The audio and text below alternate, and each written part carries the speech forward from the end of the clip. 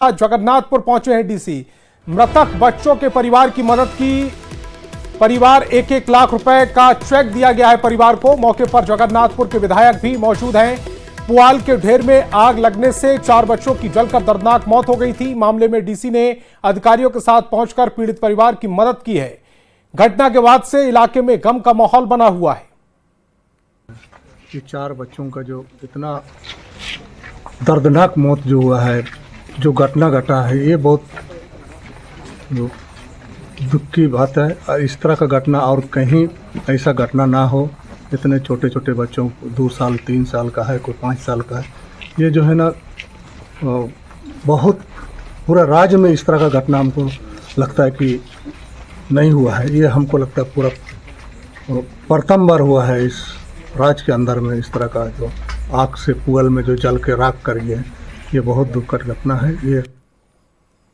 और जामताड़ा से बड़ी खबर मिल रही। सड़क पर चलती स्कूटी में आग लग गई। इलेक्ट्रिक स्कूटी धूं धूं कर चली है। स्कूटी पर 2 छात्र सवार थे।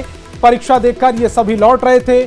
शॉर्ट सर्किट से आग लगने की आशंका जताई जा रही। हादसे में कोई हताहत नहीं हुआ। मिशन रोड के पास स्कूटी में आग लगी और स्कूटी इस समय आपकी टेलीविजन स्क्रीन पर है। आग का गोला बनी हुई ये इलेक्ट्रॉनिक स्कूटी थी, जिसमें बैठकर 2 छात्र पेपर देकर वापस लौट रहे थे। उसी दौरान अचानक इसमें आग लग गई। छात्रों ने कूदकर अपनी जान बचा ली। कोई हताहत नहीं हुआ है, लेकिन आग की लपटें कितनी विकराल हैं और हादसा कितना बड़ा हो सकता था, उसकी गवाही दे रही ये तस्वीरें।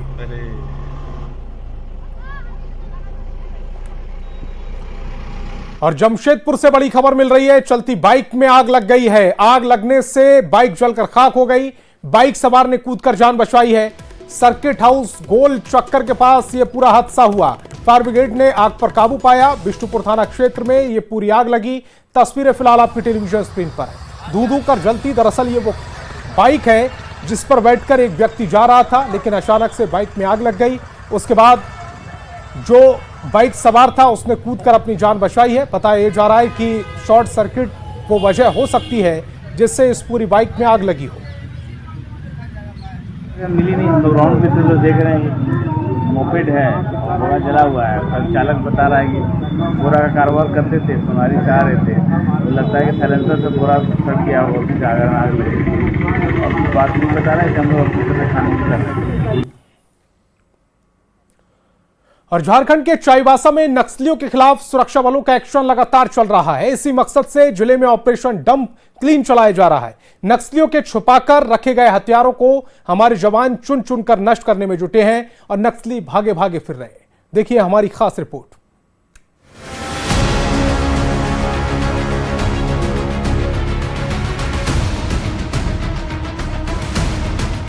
चाईबासा में अब वांटेड और इनामी नक्सलियों को मान से निकालने के लिए ऑपरेशन डंप क्लीन चलाया जा रहा है। कोल्हान के जंगलों में डंप किए हुए अपने हथियार और गोला बारूद के बल पर पुलिस के साथ मुकाबला करने में लगे नक्सलियों की हालत अब ऐसी हो गई है कि नक्सली पुलिस से मुकाबला करने में बैकफुट पर हैं। वहीं सुरक्षा बल के जवान उनके डंप किए हुए हथियारों और गोला बारूद को खोज खोज कर नष्ट करने में लगे हैं।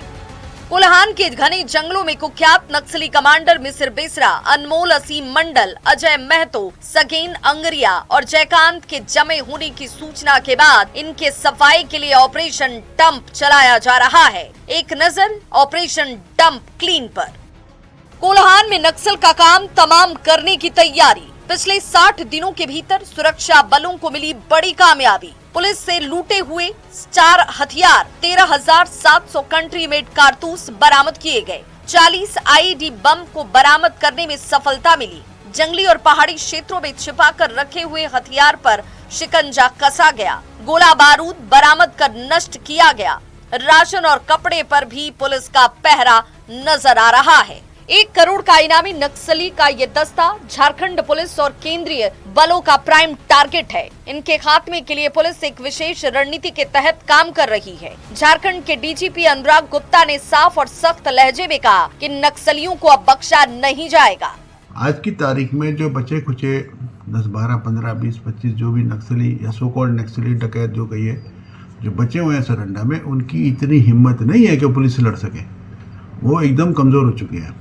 तो अभी हमारी जो स्ट्रेटजी है उसमें संख्या हथियार बहुत कम हो चुके हैं। इसलिए आप देखते होंगे पिछले करीब 1-1.5 साल से एक भी फायरिंग इंसिडेंट नक्सल के साथ में नहीं हो रही। जहाँ भी हो रही है वो हम लोग इंटेलिजेंस में उनके ऊपर छापामारी कर रहे हैं, रेड कर रहे हैं, और मतलब उनकी ओर से फायरिंग नहीं हो रही, हमारी ओर से फायरिंग हो रही है। आप देखे होंगे झारखंड में नक्सलियों को मुंहतोड़ जवाब दिया जा रहा है और इसीलिए पुलिस का इन लोगों से निपटने का तरीका बदल चुका है। 20 साल पहले पुलिस डिफेंसिव रहा करती थी, लेकिन अब समय बदला तो तकनीक बदली। पुलिस फ्रंट फुट पर खेल रही है और जल्द ही नक्सलियों का सफाया कर झारखंड को नक्सल मुक्त किया जाएगा। न्यूज़ 18 के लिए रांची से ओम प्रकाश की रिपोर्ट।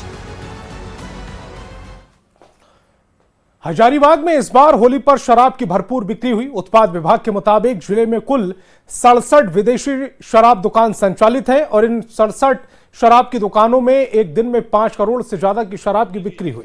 जिले के बरही अंचल क्षेत्र में 1 करोड़ से ज्यादा की शराब की बिक्री हुई है।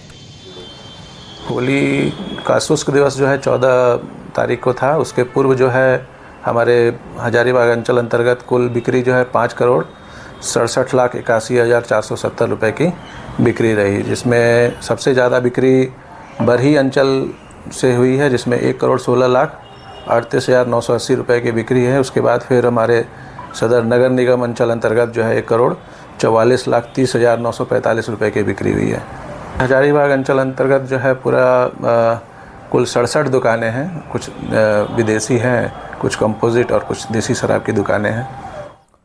और धनबाद से बड़ी खबर मिल रही, कनक ज्वेलर्स से लाखों की चोरी हुई है। लाखों रुपए के जेवर की चोरी की गई। 14 किलो चांदी, 80 ग्राम सोने की चोरी हुई है। दुकान का ताला तोड़कर ये चोरी की घटना को अंजाम दिया गया। दुकान कर्मी को हिरासत में लिया गया है। पुलिस मामले की जांच कर रही है। कतरास थाना क्षेत्र की यह पूरी घटना है। कनक ज्वेलर्स के घर पर लाखों की चोरी हुई है। 14 किलो चांदी और 80 ग्राम सोने की चोरी की घटना सामने आ रही है। दुकान का ताला तोड़कर चोर सोने चांदी के आभूषण लेकर फरार हो गए। दुकान कर्मी को हिरासत में लिया गया है। दुकान कल दिन भर खोल के 8:45 बजे 8:45 दुकान बंद करके गए, है ना। अब दुकान बंद करके चलेंगे तो फिर सवेरे 10:30 से 11:45 बजे हम आए। स्टाफ कारीगर को दिए खोलने के लिए, खोला और जब खोले तब देखते अंदर का सामान सब निकल गया, जो था चांदी और सोना दोनों गए पड़ा। खबर रांची से, जहां की रांची यूनिवर्सिटी के 4 कॉलेजों में कोई भी शिक्षक नहीं है। इन कॉलेजों में करीब 2500 छात्र पढ़ते हैं, लेकिन इन्हें पढ़ाने वाला कोई नहीं। इस मामले पर राज्यपाल संतोष कुमार नजर बनाए हुए हैं। उन्होंने कहा कि सरकार पर हम टिप्पणी नहीं करना चाहते हैं। रिक्रूटमेंट प्रक्रिया दिक्कत हो रही है और जल्द ही इस काम को पूरा करूंगा। एक तरफ हेमंत सोरेन की सरकार पढ़ेगा झारखंड, बढ़ेगा झारखंड, समृद्ध होगा झारखंड का नारा बुलंद कर रही है, तो दूसरी ओर यूनिवर्सिटी के ये हाल सरकार पर कई सवाल खड़े कर रहे हैं कि उदासीनता के कारण आज यहाँ लाखों बच्चों का भविष्य अधर में लटका है। इसका जवाब आखिर किसके पास है?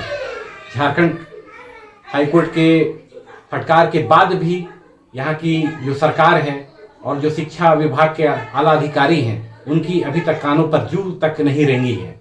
तो कहीं न कहीं आज जिस प्रकार शिक्षकों की कमी के कारण बच्चों का भविष्य अधर में लटका है, इसके लिए जिम्मेवार कौन है? शिक्षक ना होने से विद्यार्थियों की शिक्षा प्रभावित होकर के उनकी शिक्षा पूरी तरह से चरमराई हुई है। जहाँ पे विद्यार्थी ही शिक्षा ज्ञान अर्जित नहीं कर पाएंगे, वैसे राज्य की परिकल्पना हम कर ही सकते हैं कि किस प्रकार के विद्यार्थियों की शिक्षा की ज्ञान परंपरा होगी। और अब बात धनबाद से सामने आए धर्म परिवर्तन के मामले की। एक आदिवासी दंपति ने अपने बेटे के साथ सरना धर्म छोड़कर ईसाई धर्म अपना लिया। इससे नाराज होकर आदिवासी समाज ने परिवार का बहिष्कार कर दिया। उसके पिता ने भी कहा कि बहला फुसलाकर या लोभ लालच में अपना धर्म बदलना गलत है। क्या है पूरा मामला, एक रिपोर्ट के जरिए दिखाते हैं। करने तो क्या करेंगे, अब करने के तो क्या, कोई दबाव दिया है क्या कि धर्म परिवर्तन करने के लिए? ये हैं सुनीता और सुखलाल हांसदा। इन्होंने आदिवासी के सरना धर्म को छोड़कर ईसाई धर्म अपना लिया है। धनबाद के बलियापुर प्रखंड के खेड़बन गांव में रहने वाले इस आदिवासी दंपति के साथ साथ इनके बच्चे संजय हांसदा ने भी धर्म परिवर्तन कर लिया है, लेकिन पूरा परिवार इसका विरोध कर रहा है। सुखलाल हांसदा को वापस सरना धर्म में लाने के लिए संथाल समाज ने बैठक भी की, लेकिन पति पत्नी ईसाई धर्म को क्रिश्चियन धर्म को नहीं छोड़ना चाहते हैं। मेरा अचानक कार्य तो इधर उधर भटक रहे थे, इसीलिए मैंने धर्म परिवर्तन किया। रिसेंट बच्चा भी डेथ हो गया अचानक, तो बच्चा डेट कर गया इसलिए धर्म परिवर्तन कर लिए। सुनीता और सुखलाल का दावा है कि बेटे की मौत और खुद बीमार रहने की वजह से इन्होंने धर्म परिवर्तन करा लिया है, लेकिन सुखलाल के पिता विजय हांसदा का दावा है कि लालच में आकर पति पत्नी ने ये कदम उठाया है। बहला फुसलाकर या लोभ लालच में अपना धर्म बदलना कानून के खिलाफ है, इसलिए बेटे को संपत्ति से बेदखल करते हैं। धर्म परिवर्तन कर लिया है, आप लोगों का जो धर्म है वो छोड़ दिया है। छोड़ दिया तो उसको भी छोड़ दीजिए, उसको अलग कर दीजिए आप। आदिवासियों के सरना धर्म में सुनीता और सुखलाल की वापसी को लेकर संथाल समाज भी आगे आया है। सोमवार को पंचायती कर पति पत्नी को सरना धर्म फिर से अपनाने का मौका दिया गया। मुखिया प्रतिनिधि आजाद हांसदा और दशरथ किस्कू समेत पूरे पंच ने गुजारिश की, लेकिन सुनीता और सुखलाल ने धर्मांतरण का फैसला नहीं बदला, लिहाजा पंचायत ने सामाजिक बहिष्कार का फैसला सुना दिया है। हम लोग का संथाल धर्म का जो नियम कानून है उसी के अनुसार हम लोग उसका नियम चलाएंगे या उसका नियम कार्रवाई करेंगे।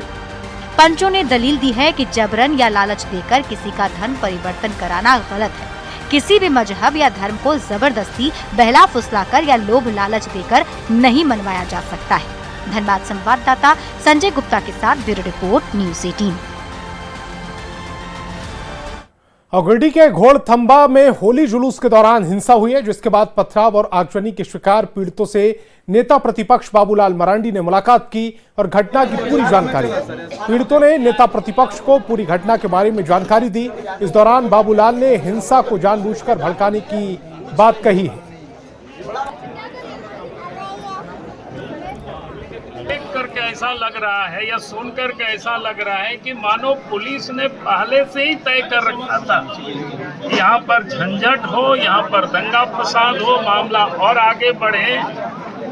क्योंकि होली के दिन हिंदू समाज कोई डंडा और पत्थर लेकर के लोग घूमते नहीं है, बल्कि हाथ में अबीर होते हैं या रंग होते हैं, उसी को लेकर के लोग घूमते हैं। जानबूझ करके झगड़ा को उकसावा देना और फिर पत्थर चला, बोतल चला, पेट्रोल बम चला और कई एक दुकानों को भी आग लगा दिया और पुलिस मुख्य दर्शक बनी रही। तो ये कह सकते हो कि जब चारों तरफ से हिंदू समाज को ये खबर हुआ तो लोग इकट्ठे होने लगे। एक तो जितनी भी निर्दोष है बिना शर्त सरकार उनको रिहा करे, जितनी लोगों की दुकानें जली है, सामान बर्बाद हुआ है, सरकार पूरे उन लोगों को दे। और यहाँ जो जानकारी मिली है, यहाँ के जो क्या कहते हैं ओपी इंचार्ज है, सीओ है, इन लोगों को तो यहाँ से हटानी चाहिए।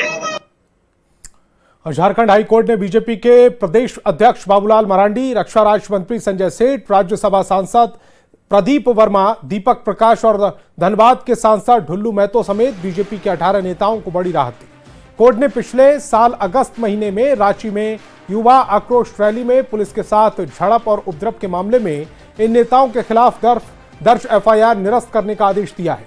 एफआईआर को रद्द करने के आदेश पर झारखंड बीजेपी मीडिया प्रभारी ने कहा, आज सत्य की जीत हुई।